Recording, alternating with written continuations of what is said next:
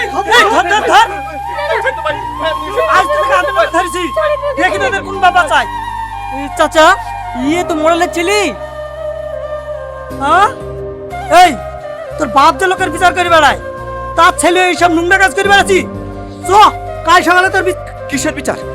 দেখো তোমরা যেটা ভাবছো সেটা না। আপনাদের কোনো ভুল হচ্ছে। টনির সাথে আমার কোনো সম্পর্ক নেই।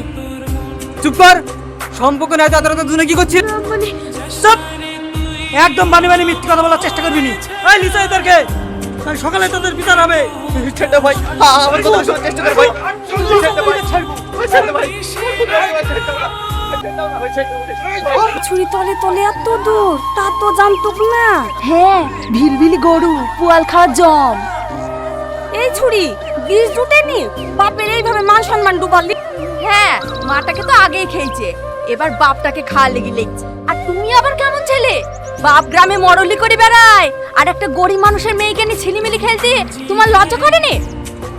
আজ দেখছি মোড়ল এসে ছেলের কি বিচার করে চাচা চুপ করো ওই তো মোড়ল আসছে মোড়ল আসলে তো কি হবে ওর ছেলে ন্যায্য বিচার করবে নাকি হ্যাঁ আমি ন্যায্য বিচারই করব।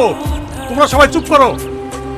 টনি তোকে আমি এই শিক্ষা দিয়েছিলাম গ্রামে আমার একটা মান সম্মান আছে সব ধুলিসাৎ করে দিলি। আজ তোকে আমার ছেলে বলে পরিচয় দিতে ঘৃণা হচ্ছে। আবার তুমি অন্তত আমাকে বিশ্বাস করো।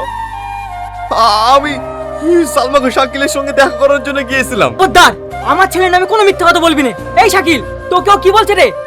না আব্বা আমি তো কালকে ঘর থেকে বেড়াইনি। সবাই শুনলেন তো কি বললো? আমার ছেলে যদি এরকম কাজ করতো না গলা টিপে মেরে দিতাম। মোড়ল সাহেব আপনার ছেলে কিন্তু আমার ছেলে নামে মিথ্যা বদনাম দিয়ে নিজে বাঁচার চেষ্টা করছে। আপনি এর ন্যায্য বিচারটা করুন। ন্যায্য বিচারই করবো। এই মোল্লা সাহেবকে এক্ষুনি ডেকে নিয়ে আয়, ওদের এক্ষুনি বিয়ে দিয়ে দিবো।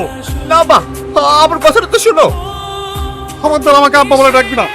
আমি জানবো আমার ছেলে মারা গিয়েছে, তোর সঙ্গে আমার কোনো সম্পর্ক নেই।